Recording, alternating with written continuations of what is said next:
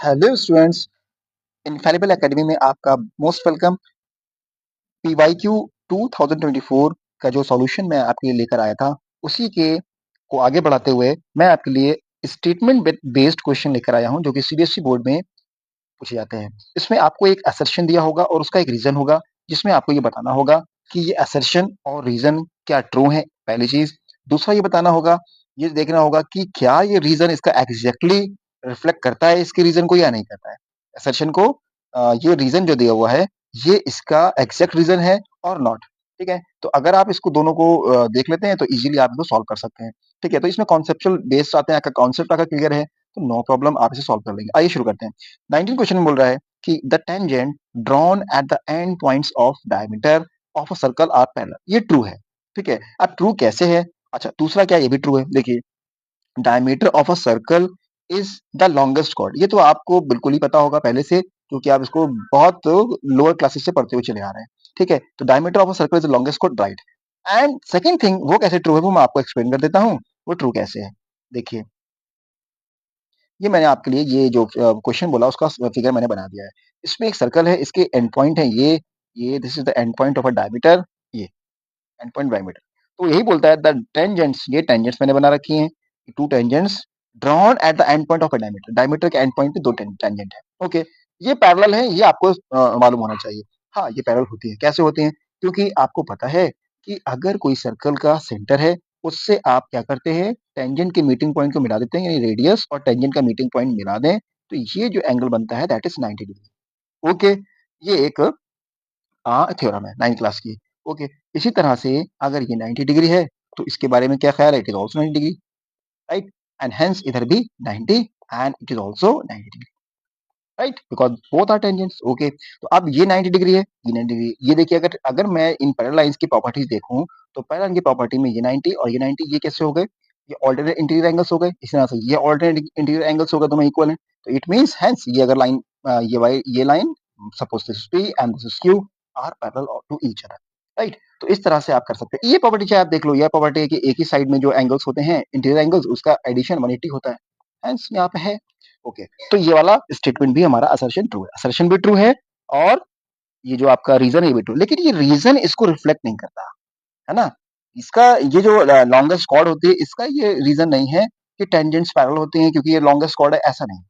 ठीक है, तो रीजन क्या है? रीजन ये है कि जो सेंटर से अगर आप टेंजेंट के मीटिंग पॉइंट को एक्सटेंड करते हुए मिलाते हैं, तो ये 90 डिग्री बनता है। That is the reason. Now 20th question says that if the graph of a polynomial touches x-axis at only one point, then polynomial cannot be a quadratic polynomial. Means if you are drawing a graph on a of a polynomial on a Cartesian plane, तो वो x axis को only one point पे touch करे, ठीक है, one point पे, तो क्या वो क्वाड्रेटिक पॉलिनोमियल नहीं हो सकता? हो सकता है, बिल्कुल हो सकता है। अगर एक पॉइंट पे टच करे तो भी क्वाड्रेटिक पॉलिनोमियल होगा, दो पे करे तो भी होगा, और नहीं भी करे तो भी वो क्वाड्रेटिक पॉलिनोमियल हो सकता है तीनों ही कंडीशन में। ठीक है, लेकिन दो से ज्यादा उसके पॉइंट पे नहीं टच कर सकता वो। ठीक है, क्योंकि उसकी डिग्री क्वाड्रेटिक पॉलिनोमियल कैसी होती है, क्या होती है? वो होती है डिग्री 2, क्योंकि आप जानते हैं क्वाड्रेटिक पॉलिनोमियल 2 डिग्री का पॉलिनोमियल होता है। इसके लिए मैंने आपके उसको समझने के लिए मैंने आपके लिए ये तीन बना रखे हैं ऑलरेडी। तीन पॉलिनोमियल लेकर मैंने तीनों केसेस को यहाँ बताया कि जीरो उसके 2 पॉइंट पे क्यों टच करेगा, 1 पॉइंट पे क्यों टच करेगा और टच क्यों नहीं करेगा। इसके समझने के लिए मैंने ये एक्सप्लेनेशन आपको तैयार कर दिया है। देखिए, क्वाड्रेटिक पॉलिनोमियल इस तरह का होता है, इसे आप जानते हैं, दैट इज एक्स स्क्वायर की फॉर्म में होता है, और उसके अंदर एक्स वाला टर्म भी हो सकता है और विदाउट एक्स भी हो सकता है।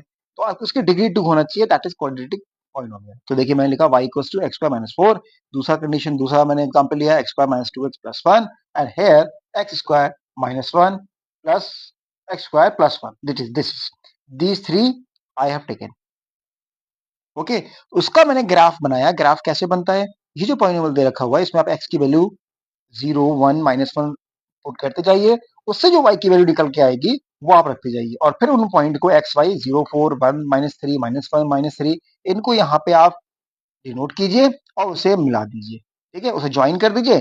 Then you find a graph like this, this a parabola. ये जो आपने देख रहे हैं, ये ग्राफ बन के आया, दिस इज दिस वन, ये एक पैराबोला है। ठीक है, ठीक है। तो ये जो पैराबोला बन के आएगा, सभी में जो क्वाड्रेटिक इक्वेशन होगी या क्वाड्रेटिक पॉलिनोमियल होगा, उसका जो आप ग्राफ बनाएंगे वो पैराबोला शेप में आएगा। इस शेप को हम कहते हैं पैराबोला, यानी इस तरह का शेप या इस तरह का शेप आएगा, दैट इज कॉल्ड पैराबोला। ठीक है, ओके। तो अब देखिए, जो फर्स्ट मैंने लिया हुआ, इसके अंदर इसने 2 पॉइंट पे इसको कट किया।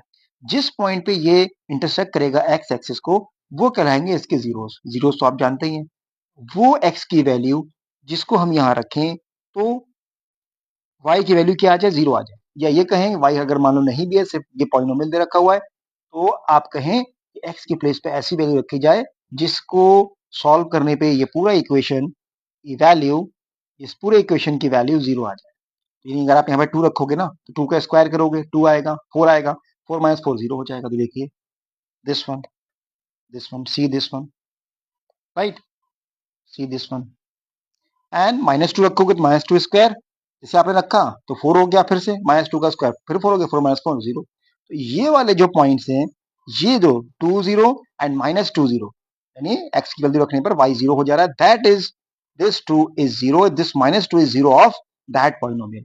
वही वाले पॉइंट जो हैं यहाँ पे, आप 2 0 कहाँ पे आएगा, दिस इज 2 0, 0 2 कहाँ पे आएगा, this is 0 -2, sorry -2 0 -2 0 is this. Okay ना, तो यही एक्स एक्सिस पे फाइंड आपको मिल गए। इन्हीं 2 पॉइंट पे जो 0 उसके थे, उसी पॉइंट पे ये इंटरसेक्ट करता है, right. In the same way यहाँ पे कहाँ 0 है, देखिए यहाँ पे 1 रखने पे, जब हम 1 रख रहे हैं, इस 1 को प्लेस कर रहे हैं एक्स के पॉइंट पे, तो 0 आ रहा है। तो ये नहीं है, एक ही पॉइंट पे ऐसा हुआ, तो एक ही पॉइंट पे अगर ऐसा हुआ तो ये एक पॉइंट पे टच करेगा, राइट। अगर कोई एक ही वैल्यू एक्स की ऐसी है जिसको रखने पर ऐसा आ रहा है, तो यहाँ पे टच करेगा, राइट। नाउ केस 1 में और केस 2 दोनों में ही आपने देखा कि यहाँ पे इसके 2 जीरोस थे, तो 2 पॉइंट पे टच हुआ। यहाँ पे इसका एक ही 0 है, तो 1 पॉइंट टच हुआ। यहाँ टच ही नहीं हुआ। केस 3 में देख रहे हैं, केस 3 में एक्स एक्सिस टच ही नहीं हुआ। यहाँ पे इस पॉइंट पे टच हुआ, यहाँ पे इस पॉइंट पे 1 पॉइंट पे टच हुआ, तो यहाँ पे एक्स एक्सिस को वो टच ही नहीं कर रहा है, दिस वन, राइट। ऐसा क्यों हो रहा है? ऐसा इसलिए हो रहा है कि जब आप इसके जीरोस निकालते हो, कैसे निकालते हो भाई जीरोस? जीरोस निकालने का तरीका ये होता है कि आप क्या करो, जो भी आपको दे रखा है उसके फैक्टर कर लो, या उसको आप पहले क्वाड्रेटिक इक्वेशन बना लो, उसे सॉल्व कर लो। यही तरीके होते हैं। आपने कहा एक्स स्क्वायर माइनस 4 लिखा हुआ है, इसका हमने फैक्टर किया, फैक्टर हमारा आया x minus 2 and x plus 2। भाई ए स्क्वायर माइनस बी स्क्वायर के फॉर्म में है ना, तो एक्स प्लस 2 एक्स माइनस 2 ये आ गया, is equal to 0, is equal to 0। ठीक है। अब क्योंकि हमें मालूम है कि हमें क्या निकालना है, हमें निकालना है कि वो वैल्यू जो इसे 0 कर दे, तो आप इक्वल टू इसके 0 रख लो, और 0 रखने के बाद इसे फैक्टराइज करो, तो आप देख लोगे कि x की वैल्यू या तो हम 2 रखेंगे, या तो हम -2 रखेंगे, तो 0 आ जाएगा। यहां से आप निकाल सकते हो। इसी तरह से इसको आप कैलकुलेट करोगे, x square minus 2x plus 1 को, इसको 0 रख के देखो। जैसे इसको आप 0 रख के देखो, क्योंकि इसकी वैल्यू 0 चाहिए हमको, और वो वैल्यू चाहिए एक्स की जो इसे 0 कर दे, तो आप इसको इक्वल टू में 0 रखाओ, इसके फैक्टर करो। इसके फैक्टर क्या आएंगे, ये भी आपको पता है, ये इसके फैक्टर आएंगे एक्स माइनस 1 का होल स्क्वायर होता है ये। ठीक है, इसके फैक्टर क्या आ गए, ये आ गए। अब यहाँ से x की वैल्यू तो दो दो बार निकलेगी ना, x की वैल्यू एक बार निकलेगी, यानी इसका एक फैक्टर आएगा लाइक दैट। सपोज ये आप लिखोगे, इसको ऐसे लिखोगे तो ऐसे ना भाई, x माइनस 1, इसको भी लिखोगे x minus 1, right, equal to 0। आ तो वैल्यू की रही है x की 2, लेकिन दोनों ही वैल्यू इक्वल है, x इक्वल टू 1 एंड दूसरा वाला ही 1। यहाँ पे दोनों वैल्यू डिस्टिंक्ट थी, डिस्टिंक्ट थी, 2 पॉइंट पे आ गया। यहाँ पे वैल्यू एक ही है, यानी हमारा जो 0 है वो एक ही, मतलब 1 ही है हमारा 0, तो सिंगल 0 है यहाँ पर। ठीक है, यानी इसलिए इसने सिंगल पॉइंट पे यहाँ पे टच किया। इन द सेम वे यहाँ जब आप आते हैं और इसकी वैल्यू निकालते हैं, इसकी वैल्यू चलो निकाल के देखते हैं हम लोग, इसकी वैल्यू क्या कैसे निकालेंगे, इसको भी ऐसे करते हैं हम लोग, x square plus 1 is equal to 0। अब ये 1 इसको कैसे करेंगे, तो किसको, ये हमारा इस तरह का होता नहीं है कि ए स्क्वायर ए माइनस बी का होल स्क्वायर या ए प्लस बी का होल स्क्वायर। इसके फैक्टर कैसे करें भाई, 1 को उधर भेज दो भाई, चलो एक्स की वैल्यू निकालने के लिए 1 उधर चला गया। ठीक है, -1 जाएगा उधर, ये उधर जाएगा, और आरएचएस में तो -1 हो जाएगा। अब एक्स निकालने के लिए आप क्या करो, रूट लगाओगे, रूट जैसे ही आप लगाओगे तो यहाँ आ जाएगा -1, तो x की वैल्यू आएगी √-1। अब ये जो वैल्यू होती है, ये होती है अनरियल, अनरियल, यानी हम इसे प्लॉट नहीं कर सकते कहीं पे, क्योंकि -1 एग्जिस्ट नहीं करता। ये आएगा तो रूट के अंदर, लेकिन -1 को सॉल्व करके कि डेसिमल में कुछ आ जाए या कुछ भी आ जाए, भई 1 का रूट ऐसे आप +1 लोगे उसका रूट तो निकल सकता है, +1 का रूट 1 ही होगा। लेकिन -1 को क्या लें? क्योंकि 1 का स्क्वायर करोगे आप +1 आएगा, -1 का स्क्वायर करते हो तो भी +1 आता है। किसी भी हाल में -1 का स्क्वायर रूट नहीं निकाला जा सकता, राइट? तो इसका मतलब अनरियल नंबर आने लगते हैं, जिस वजह से ये x को टच ही नहीं करता और इसके हम कहते हैं कि there is no zero. There is no zero of that polynomial, this one, ठीक है ना? इसके पॉलिनोमियल के ज़ीरो नहीं है। अब आप आ जाओ, इसको मैं एक चीज़ और आपको बताता हूँ, जब आप ऐसे लिखते हो किसी भी पॉलिनोमियल को इक्वल्स टू 0 लिख देते हो, तो ये क्वाड्रेटिक इक्वेशन बन जाती है, ये भी एक क्वाड्रेटिक इक्वेशन बन गई और ये भी एक क्वाड्रेटिक इक्वेशन बन गई ना?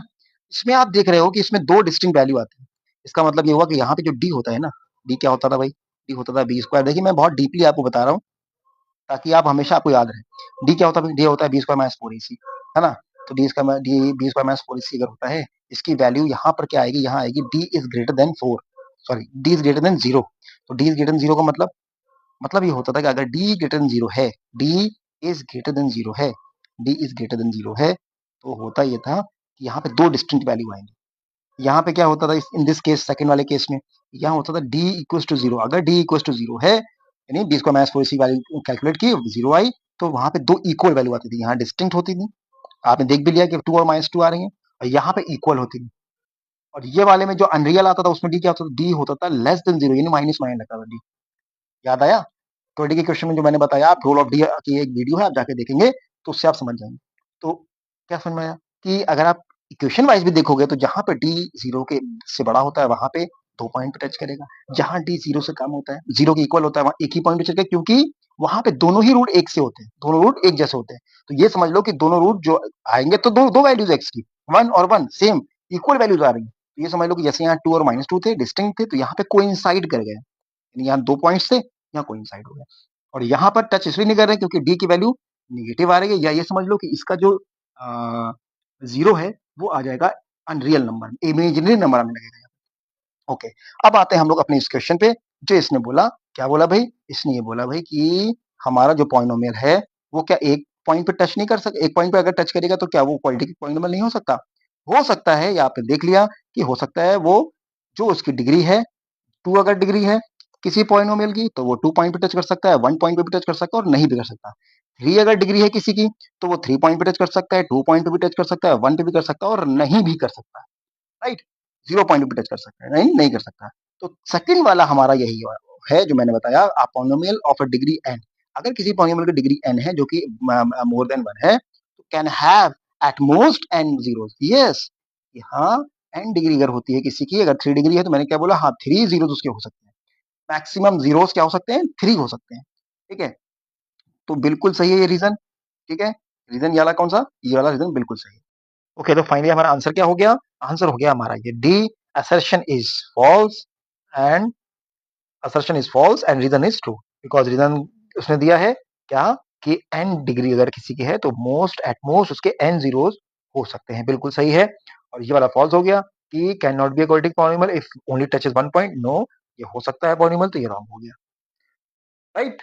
ओके, तो इस क्वेश्चन से आपको समझ में आ गया कि अगर आपको कोई ग्राफ दिया हुआ है लाइक दैट, और उसके ऊपर कोई कर्व ऐसे करके क्रॉस कर रहा है एक्स एक्सिस को या इंटरसेक्ट कर रहा है, तो कितने पॉइंट पे इंटरसेक्ट कर रहा है एक्स एक्सिस को, उतने उसके जीरोस होंगे, राइट? ये 3 जगह कर रहा है तो इट मींस ये 3 जीरोस के होंगे, ठीक है? तो आप ये ग्राफ देखकर ही बता सकते हैं। एक चीज और कि अगर कोई इक्वेशन या सॉरी कोई पॉलिनोमियल y के फॉर्म में दे रखा हुआ है आपको इन टर्म्स ऑफ y, तो फिर ये कहाँ पे टच करेगा या कहाँ पे होगा? ये टच करेगा y एक्सिस को, ठीक है? x के फॉर्म में दिया होगा तो x एक्सिस पे टच करेगा, y के फॉर्म में दिया होगा तो y एक्सिस टच करेगा। ये आप ध्यान रखेंगे। ओके, 2024 का नेक्स्ट सेट का 19 नंबर क्वेश्चन देखिए। The point which divides the line segment joining the point this a and b। a और b कोई लाइन सेगमेंट है, a is this and b is this, this is b। और उसके आपको उसने coordinate दे दिए हैं। a के कोऑर्डिनेट उसने बोल दिए हैं this is 1 and 2, and b के कोऑर्डिनेट उसने बोले हैं -1 एंड 1। तो उसको 1:2 में कोई डिवाइड करता है, यानी ये पोर्शन 1 हो गया रेशियो में, ये पोर्शन हो गया 2, राइट? 1:2 में डिवाइड कर देता है। कौन point? This point, -1/5 and 5/3. This point P divides the line segment AB in this ratio. ठीक है, तो अगर कोई डिवाइड करता है कोई पॉइंट इस रेशियो में, तो उसके पॉइंट्स जो होते हैं एक्स और वाई, सपोज ये एक्स और वाई ना दिया होता मुझे, मैं इसको कैसे निकालता, उसका फॉर्मूला ये दे रखा है, देखिए रीजन में। ठीक है, क्या x1 y1 और x2 y2 किसी लाइन सेगमेंट के दो पॉइंट है, x1 y1 और x2 y2 दो पॉइंट, उसको क्या है m1 और m2 में कोई line divide, m1 is to m2 में उसको कोई पॉइंट डिवाइड कर देता, तो उस पॉइंट के कोऑर्डिनेट क्या होंगे, तो उस पॉइंट के कोऑर्डिनेट होते हैं ये, x वाला ये होता है, y वाला ये होता है, यानी एब्सिसा ये है, ऑर्डिनेट ये है। ठीक है, तो सपोज करिए कि एक लाइन है और उसको इंटरनली हम यहाँ पे एक पॉइंट ले लेते हैं, ये x है और ये y, ये वाला ए वाला हमने माना इसको x1 y1, ये x2 y2। ठीक है, तो उसके फॉर्मूलाज ये होते हैं, आपको पता ही ये होते हैं। ठीक है, m1 x2 m2 x1 upon m1 plus m2। ठीक है, यानी m is to n में अगर ये डिवाइड हो रहा है किससे, इस xy पॉइंट की वजह से, तो इस xy के क्या कोऑर्डिनेट होंगे, अगर हमको ये x1 y1 इन एंडिंग पॉइंट्स के पता है, तो हम ये आराम से निकाल सकते हैं इस फॉर्मूला से। इसका मतलब रीजन तो बिल्कुल ट्रू है, ये स्टेटमेंट ट्रू है, लेकिन क्या ये इसका रीजन है, बिल्कुल। देखिए इसमें दो पॉइंट दिए हुए हैं और ये दो इसके ये दे रखे हुए हैं, जो इस पॉइंट जो जिस पॉइंट पे डिवाइड होता है, और उसका रेशियो भी दे रखा हुआ है। ठीक है, अब ये आपको चेक करना पड़ेगा कि ये जो उसने कैलकुलेट करके ये दे रखा है -1/3 का, ये सही भी है कि नहीं। रीजन तो बिल्कुल ट्रू है, इसी फॉर्मूले से ये आया होगा, लेकिन ये आया भी सही है कि नहीं, ट्रू है कि नहीं, इसको आपको चेक करना होगा। ठीक है, इसको कैलकुलेट करके आप चेक कर सकते हैं कि ये है ऐसा कि नहीं। अगर ये दोनों ही ट्रू हैं, तो ये बिल्कुल रीजन, इसका असर्शन का बिल्कुल एग्जैक्ट रीजन है, तो आप कहोगे कि सर इसका आंसर हो जाएगा ये वाला, that is the answer. Both assertion and reason are true and reason R is the correct explanation of assertion A। ये आपका आंसर हो जाएगा। अगर ये वाला आप चेक करके देखना, अगर आपको ये सही आता है इस फॉर्मूले से, तो इसका मतलब बिल्कुल करेक्ट, और अगर नहीं आता है सही, ठीक है, दोनों ए फॉल्स है आर ट्रू है, तो फिर आप इसमें से कोई आंसर दोगे। Assertion A is true, B तो ये जो रीजन तो बिल्कुल ट्रू ही है, तो ये वाला आंसर हो जाएगा assertion A is false but reason R is true. Right, तो इसको आप कैलकुलेट करके खुद देखिएगा और मुझे कमेंट में बताइएगा कि ऐसा है या नहीं है। ओके, 20th नंबर क्वेश्चन हमसे क्या बोलता है इसका, वो है in a cricket match a batsman hits a boundary 9 times. Okay, 9 times वो बाउंड्री लगाता है, दैट इज 9 टाइम्स उसने बाउंड्री लगाई। ठीक है, और कितनी बॉल्स पर, आउट ऑफ 45 बॉल्स में से 9 बॉल्स पे उसने बाउंड्री लगा दी। ठीक है, तो बाउंड्री लगाने की क्या प्रोबेबिलिटी हो जाती है अगर पूछे जाए आपसे, तो आपको बस सर 9/45 कर दो। ठीक है, टोटल आउटकम 45 है हमारे पास, और जो है 9 बॉल्स पे उसने बाउंड्री लगाई है, बाउंड्री लगाने की प्रोबेबिलिटी हो गई 9 9 5 जा 45 1/5 इसकी प्रोबेबिलिटी आ गई। अच्छा भाई, अगर 1/5 प्रोबेबिलिटी बाउंड्री लगाने की है, तो ना लगाने की प्रोबेबिलिटी क्या होगी, तो आप कहते हो कि ना लगाने की प्रोबेबिलिटी और लगाने की प्रोबेबिलिटी जो होती है वो यही होती है, बिल्कुल सही लिखा है इसने। क्या लिखा है इसने, probability of happening of any event that is P E and probability of happening not that event that is something, तो दोनों को ऐड करके जो आता है 1 ही आता है। ठीक है, तो इस वाली कंडीशन में 1/5 से उसकी प्रोबेबिलिटी हो गई काहे की, बाउंड्री लगाने की, तो नहीं लगाने की क्या होगी भाई, 1 में से माइनस कर दो आप with this equation, by this equation, ये इक्वेशन बिल्कुल करेक्ट है, राइट है। तो अगर आप माइनस करोगे तो 5 में से 1 गया, 5 में से 5 1 गया, 4/5 हो गई बाउंड्री, बाउंड्री न लगाने की प्रोबेबिलिटी। ठीक है, तो इसका मतलब ये हुआ कि ये तो हमारा बिल्कुल ट्रू होता है, और यहाँ से जो उसने निकाला, in a cricket match a batsman 9 times क्या करता है, आउट ऑफ 45 बॉल में से बाउंड्री प्ले करता है, तो probability of that is a given ball he does not hit the boundary. जाहिर सी बात है, डज नॉट हिट बाउंड्री, हमारा पूरा 5 आया है। आप चाहे ऐसे भी निकाल सकते हो कि 45 बॉल्स में से 9 टाइम्स उसने बाउंड्री लगाई, तो 9 में से आपने 45 को माइनस किया, वो आ गया 36। ठीक है, 36 हमारे आउटकम्स हो गए जिसमें उसने बाउंड्री नहीं प्ले की, और टोटल आउटकम्स कितने हो गए 45, तो 9 4 द 45 9 4 36 एंड 9 5 द 40, तभी 4/5 आएगा। तो इसका मतलब ये वाला जो उसका रीजन है दैट इज करेक्ट, और ये इसका ट्रू एक्सप्लेनेशन है। ठीक है, यानी ट्रू रीजन है। ओके, तो यानी हमारा आंसर कौन सा हो गया, हमारा आंसर हो गया ये फर्स्ट वाला, ए वाला आंसर हमारा हो गया। क्या हो गया, both assertion and reason R true and R is the correct explanation of that thing. In this set of question paper, 19 says that midpoint of a line segment midpoint line segment divides the line segment in ratio 1:1. Okay, suppose we have a line, this is a line segment, और ये कहता है कि mid point इसको 1:1 में करता है। बिल्कुल सही है, 1:1 में ही तो करेगा। ये मिड पॉइंट का मतलब होता है बिल्कुल एग्जैक्टली जो दो दो पार्ट में इसको डिवाइड कर देता है। सपोज ये 4 सेंटीमीटर की लाइन हो तो दो पार्ट में डिवाइड करेगा तो ये 2 सेंटीमीटर ये हो जाएगा, 2 सेंटीमीटर ये हो जाएगा। तो नाउ 2:2 मीन्स 1:1, राइट? इसका ये रेशियो हो जाएगा। ठीक है, बिल्कुल करेक्ट है। दूसरा क्या कहता है, रीजन इसका क्या है दिया हुआ, the ratio in which the point this divides the line segment joining the points this -4 -5 -2 -3 is 1:2। अच्छा, अभी मैंने इससे पहले जो क्वेश्चन कराया उसमें आपने देखा कि अगर कोई दो पॉइंट्स हैं किसी सेगमेंट के, दो एंड पॉइंट्स हैं दिस एंड दिस, तो इसको अगर कोई पॉइंट यहाँ पे P है और डिवाइड करता है तो उसके लिए m1 x2 वाला फॉर्मूले से आप निकाल लेते हो। क्या निकालते हो? m1 x2 plus m2 x1 upon m1 plus m2। ये इस P पॉइंट के x कोऑर्डिनेट हो गए, ठीक है। और y वाले के लिए एफ के लिए आप क्या करते हो? बस सिंपल x की जगह y कर देते हो। m1 y2 plus m2 y1 upon m1 plus m2 ये करते हो। तो अब जब y निकालोगे इसका, मान लो ये आपको दिया हुआ है -5 4 -2 3 और 1:2 दे रखा हुआ है, तो p आप निकाल सकते हो इसका x y, राइट? तो x y निकालोगे तो कोई ना कोई वैल्यू आएगी। सपोज 3 और 5 आ जाएगी या 2 और 3 आ जाएगी, वॉट कुछ भी आएगी, लेकिन ये तो नहीं आएगी ना -3 ऑफ k। तो इट मीन्स ये रॉन्ग हो गया कि इसमें k की वैल्यू नहीं दी। तो हम उसको प्रूव कैसे करेंगे, बताएंगे कैसे कि हाँ ये पॉइंट सही है जो डिवाइड कर रहा है। तो k की वैल्यू अगर दी होती इसमें और फिर हम इसको कंपेयर करते निकालने के बाद, तो आप देखते हैं कि हाँ ये वैल्यू से मैच कर रही है, इट मीन्स ये जो है रीजन का जो स्टेटमेंट वो करेक्ट है। ठीक है, तो ये रॉन्ग है, असर्शन इसका बिल्कुल सही है लेकिन रीजन रॉन्ग है। और रीजन इसको अगर रीजन रॉन्ग है तो हमारा आंसर हो जाएगा कि assertion is correct true but reason R is false. Clear? तो ये 19 क्वेश्चन हो गया।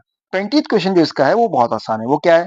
वो ये है, हालांकि 19 इजी था, कोई मुश्किल नहीं था। सबसे आसान जो मैंने अभी तक कराए सबसे आसान यही दो हैं। देखिए, उसने बोला कि if the circumference of a circle is 176 centimetre. Okay, 176 centimetre की सर्कमफ्रेंस है। इसको मैं थोड़ा सा रिमूव कर दूं ताकि आप यहाँ पे देख पाए। ओके, सर्कमफ्रेंस क्या बोला उसने? Circumference is given 176 centimetre. तो आप रेडियस कैसे निकालोगे इसकी? आप बोलोगे सर रेडियस के लिए बहुत आसान है, सर्कमफ्रेंस जो होता है वो 2 पाई r होता है। आप ये रख दीजिए, 176 रखिए और r की वैल्यू डिवाइड डिवाइड करके आप निकाल लीजिए, आ जाएगा। ठीक है, तो वही तो उसने बोला यहाँ पे कि सर्कमफ्रेंस 176 है, रेडियस की 128 है। तो पहले तो आपको यही चेक करना पड़ेगा कि ये सही है कि नहीं सही। सही कैसे करोगे भाई? r निकालोगे इसका, 176 डिवाइड बाई 2 और डिवाइड बाई पाई भी आएगा यहाँ पे, divide by pi, right? Okay, तो क्या हो जाएगा उसके आगे? इसके आगे हो जाएगा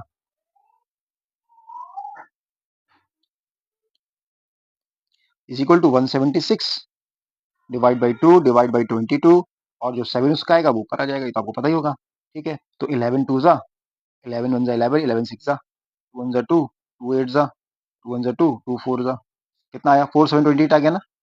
it means it is correct कि 28 आ रहा है। आप चेक करोगे उसको, ये नहीं कि देखने से आपको लग रहा है कि हाँ ठीक है तो हो गया, बस हो गया। नहीं, इसको आपको चेक करना पड़ेगा अपने सॉल्यूशन के लिए कि हाँ सही है। तो ये असर्शन करेक्ट हो गया। अब असर्शन का जो रीजन है क्या वो करेक्ट है कि नहीं? सरकमफ्रेंस होता है 2 पाई रेडियस, बिल्कुल सही है ये। और सरकमफ्रेंस के इसी फॉर्मूले से हमने इसकी रेडियस को कैलकुलेट किया। इसका मतलब ये इसका एग्जैक्ट एक्सप्लेनेशन और रीजन है। ठीक है, कि circumference equals to 2 pi r, उसी से ये हमने रेडियस को कैलकुलेट किया, राइट? तो इसका मतलब ये हुआ कि assertion is true and reason is also true and reason जो है वो इसका करेक्ट एक्सप्लेनेशन है। ओके, तो हमारा ऑप्शन सही हो जाएगा ये, both A and R are true and reason R is the correct explanation of the assertion A, right? तो इस तरह से 19 निकाले हो गए। ओके, 19 नंबर क्वेश्चन में इस वाले सेट में आपसे बोलता है कि ABCD is a trapezium। मैंने ही बना दिया ABCD trapezium, DC is parallel to AB, this DC is parallel to AB, right? और E and F are the points, this E and this F are the points on AD and on BC। Okay, such that क्या कि अगर EF को मिला दें तो EF is parallel to this AB।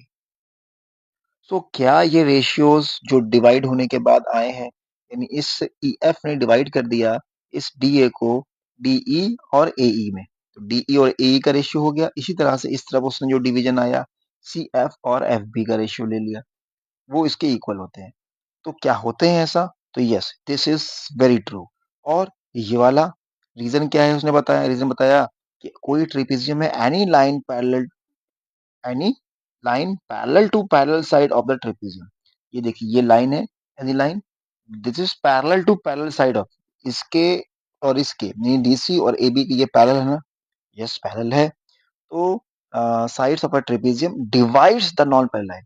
तो non parallel कौन सी line है, नॉन पैरेलल लाइन जो है, नॉन पैरेलल लाइन ये वाली है, इधर वाली एडी और इधर वाला बीसी, ये नॉन पैरेलल लाइन। तो नॉन पैरेलल लाइन को ये सेम रेशियो में डिवाइड कर देती है, यानी प्रोपोर्शनली डिवाइड कर देती है। बिल्कुल सही है, तो रीजन भी इसका सही है और असर्शन भी सही है, both are correct and R is the correct explanation और करेक्ट रीजन ऑफ असर्शन। तो ये पहला वाला ऑप्शन सही हो जाएगा इसमें, राइट। ये होता कैसे है, इसके लिए मैंने सिमिलरिटी की एक वीडियो बना रखी है, आप उसे देख सकते हैं। फिर भी मैं आपको हिंट यहाँ दे देता हूँ कि ये कैसे हुआ। ये ऐसे हुआ कि अगर आपके पास यहाँ पे एक ट्रेपेजियम आपने ले रखा हुआ है, ये वाला, तो मैं आपको बताता हूँ कैसे हो जाएगा ये। इसमें कुछ नहीं करना होता, ये जो ए बी सी डी आपने ट्रेपेजियम लिया था, this A B C and this is D and this is E and this is F. इसमें सिंपल आप एक लाइन यहाँ से ड्रॉ कर दें लाइक दैट।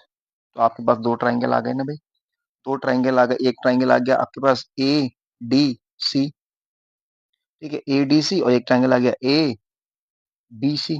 तो एबीसी में अगर आप आओगे, एबीसी में अगर आप देखोगे तो क्या होगा, एबीसी में ये जो ट्राइंगल ऊपर वाला आया, इसको मैं ओ मान लेता हूँ, जो सी ओ एफ आया, तो ये वाला ट्राइंगल, ये बड़े एबीसी ट्राइंगल के, यानी सी ओ एफ जो है सिमिलर टू है इसके, सिमिलर है किसके, सी ओ एफ जो सिमिलर है वो है A B C. Triangle A B C के सिमिलर कौन है, ये क्यों, क्योंकि ये दो पैरेलल लाइन है, ये वाली और ये वाली, तो ये वाला एंगल और ये वाले एंगल बराबर होंगे, करस्पॉन्डेंस है, इसलिए सिमिलर ट्राइंगल्स हो जाएंगे। ओके, तो अब सिमिलर ट्राइंगल की प्रॉपर्टी के अकॉर्डिंग होता क्या है, होता ये है कि सी ओ, होता ये है कि A O upon O C, that is this line and this line का रेशियो किसके इक्वल होता है, इसके equal, B F upon F C, B F upon F C, this line to this line, right. ये होता है किसमें, similar triangles में। अच्छा ये हो गया, ओके। तो now in the same way दूसरे ट्राइंगल में क्या होगा, दूसरे ट्राइंगल में क्या होगा, अभी दूसरे ट्राइंगल में भी ऐसे ही हम लोग देखते हैं। देखिए ए ओ, ये ट्राइंगल है ना, कैसा ट्राइंगल, ये जो ए ओ ई लिखा हुआ है, ट्राइंगल ए ओ ई, ये किसके सिमिलर होगा, ये सिमिलर हो जाएगा किसके, ये सिमिलर आपके हो जाएगा ये बड़ा वाला ट्राइंगल, कौन सा, ट्राइंगल ए डी सी के। बट तो इसमें भी यही करेंगे, ये जो इसके पॉइंट्स आ रहे हैं इसको देख लीजिए, A O upon O C is equal to, इधर से ए ओ के करस्पॉन्ड ये वाली साइड आएगी A E upon, and that is E D. अब देखिए ए और ओ सी यहाँ पर भी है और यहाँ पर भी है, ए अपॉन ए सी इसके इक्वल है, और ए और अपॉन ओ सी इसके भी इक्वल है, तो हम इसको और इसको आपस में इक्वल रखा सकते हैं, यस बिल्कुल रखा सकते हैं। तो रख दीजिए B F upon F C is equal to A E upon E D, hence proved, हो गया ना प्रूव्ड। तो आपको ये प्रूव करने को भी आ सकता है, आप एक एग्जाम पेपर में कि इसको प्रूव कीजिए कि इसका रेशियो इक्वल होता है। तो आप ट्राइंगल ऑफ सिमिलरिटी, जो सिमिलरिटी ऑफ ट्राइंगल्स ये थ्योरम्स होते हैं उसके अकॉर्डिंग इसको आप प्रूव कर सकते हैं, राइट। ठीक है, तो ये हो गया आपका 19th नंबर क्वेश्चन। 20th में क्या दिया हुआ भाई, 20 में दिया हुआ है degree of A zero polynomial, degree of A zero polynomial is not defined.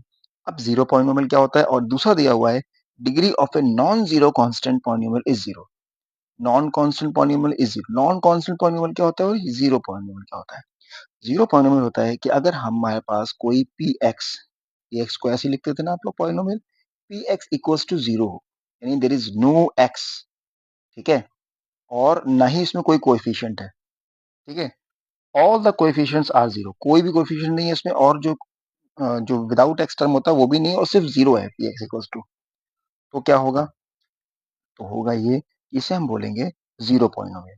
अच्छा, जीरो पॉलिनोमियल तो उसकी डिग्री क्यों नहीं डिफाइन होती भाई, ये स्टेटमेंट ट्रू है एक्चुअली। तो अगर ट्रू है, कैसे ट्रू है, तो इस पी एक्स को हम लिख सकते हैं, देखिए क्या लिख सकते हैं भाई?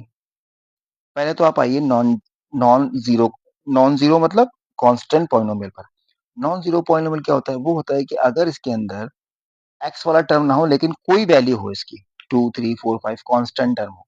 नॉन जीरो मतलब जीरो ना हो, नॉन जीरो मतलब सिर्फ 2 3 4 5 1 इज 1 -2 -3 वॉट एवर। ये 2 हो गया यहाँ पर, सिर्फ 2 लिख दिया मैंने यहाँ पर, या सिर्फ 3 लिख दूं मैं, पी एक्स इक्वल्स टू 3, तो ये भी एक नॉन जीरो और कांस्टेंट पॉलिनोमियल है, क्योंकि इसकी वैल्यू कांस्टेंट में तो कुछ ना कुछ तो दी हुई है। ठीक है, एक्स का टर्म नहीं है इसमें, और इसमें कांस्टेंट भी नहीं है, सिर्फ जीरो लिखा हुआ है। ठीक है, अच्छा अब क्या होगा? अब होगा ये इसके अंदर कि इसको हम लिख सकते हैं 2 x⁻⁻⁻। ये बात समझ में आ रही है? क्योंकि x की पावर अगर आप किसी की चीज के ऊपर पावर जीरो लगाते हो तो उसका मतलब होता है 1। ठीक है, तो इसकी डिग्री क्या हुई यहाँ भाई? इसकी डिग्री तो 1 जीरो निकल रही है। इसकी डिग्री क्या निकल रही है? डिग्री इसकी जीरो आ रही है, क्योंकि हम x की पावर जीरो तो लिख सकते हैं ना इसको। यहाँ पे भी आप x की पावर जीरो लगा सकते हो, तो इसका मतलब ये हुआ कि जो कांस्टेंट पॉलिनोमियल या नॉन जीरो पॉलिनोमियल होते हैं उसकी डिग्री तो आप डिफाइन कर सकते हो। क्या हो सकती है डिग्री? जीरो, क्योंकि x की पावर जीरो तो आप लिख ही सकते हो। यहाँ पे आप क्या लिखोगे? अगर यहाँ पे आप x, यहाँ पे तो आप कुछ भी लिख सकते हो भाई, जीरो में x के साथ तो आप कुछ भी लिख सकते हो। x की पावर 1 लिख दो, 2 लिख दो, 3 लिख दो, 4 लिख दो, क्योंकि जीरो में जब x की पावर 1 का मल्टीप्लाई करोगे तब भी जीरो आएगा। जीरो में आप x की पावर जीरो का मल्टीप्लाई करोगे तब भी जीरो आएगा। जीरो में आप x की पावर 2 का मल्टीप्लाई करोगे तब भी जीरो आएगा। तो अब 1 2 3 4 5 कितनी डिग्री, कौन सी क्या मानोगे इसे आप, है कि कौन सी डिग्री ली जाए इसकी, 2 3 4 5 वॉट एवर। इसलिए इसकी डिग्री डिफाइन नहीं होती जीरो वाले की। इसकी डिग्री तो आप डिफाइन कर सकते हो, क्योंकि यहाँ पर जो आप कांस्टेंट वैल्यू लिया आपने, P x equals to suppose 5 लिया, तो 5 के साथ x की पावर जीरो ही लिख सकते हो, 1 तो नहीं लिख सकते आप। अगर आप 1 लिखोगे तो वो 5x हो जाएगा, 2 लिखोगे 5x² हो जाएगा, तो डिग्री 2 हो जाएगी, तो वहां डिफाइन हो जाएगी। लेकिन अगर सिर्फ 5 लिखा हुआ तो आप सिर्फ x की पावर जीरो के अलावा कुछ नहीं लिख सकते, तो इसलिए इसकी डिग्री तो क्या हो जाती है? इसकी डिग्री तो जीरो हो जाती है, इसकी जो कांस्टेंट वाला पॉलिनोमियल होता है। ठीक है, लेकिन अगर सिर्फ जीरो लिखा हुआ है, जीरो पॉलिनोमियल है, यानी P x equal to zero लिखा हुआ है कहीं पे, तो जीरो पॉलिनोमियल में कोई डिग्री डिफाइन नहीं कर सकते, क्योंकि जीरो को आप कई तरह से लिख सकते हैं। एक्स की पावर 1 भी लिख सकते हैं और जीरो भी लिख सकते हो, 2 3 4 5 5 6 वॉट एवर, आप कोई भी पावर लगा दो वहां पे जीरो के साथ, तो ठीक है, इसलिए इसकी डिग्री डिफाइन नहीं है। तो यहाँ पर उसने बोला degree of zero polynomial is not defined, right, बिल्कुल करेक्ट है। And degree of non zero constant, non zero उसको ऐसे लिखना चाहिए था, नॉन जीरो कांस्टेंट को ब्रैकेट में लिखना चाहिए था, नॉन जीरो और constant polynomial is zero. Yes, constant polynomial की डिग्री जो जीरो होती है। अच्छा, दोनों स्टेटमेंट आप देखिए ट्रू है, लेकिन ये इसका करेक्ट एक्सप्लेनेशन नहीं है, यानी इसका रीजन करेक्ट ये नहीं है। तो हमारा आंसर जो हो जाएगा वो क्या हो जाएगा? वो हो जाएगा ये वाला, कि बोथ, ये वाला, this one, B option, both assertion and reason are true but reason R is not correct explanation of assertion A। ठीक है, तो इस तरह से आपने ये वाले सेट के भी आपने देख लिए, तो 5 सेट के मैंने आपको कंप्लीट करा दी है, असर्शन और रीजन वाले क्वेश्चन। उम्मीद है कि आपको ये समझ में आए होंगे। आगे के क्वेश्चन मैं नेक्स्ट सीरीज में शुरू करूंगा। Thank you.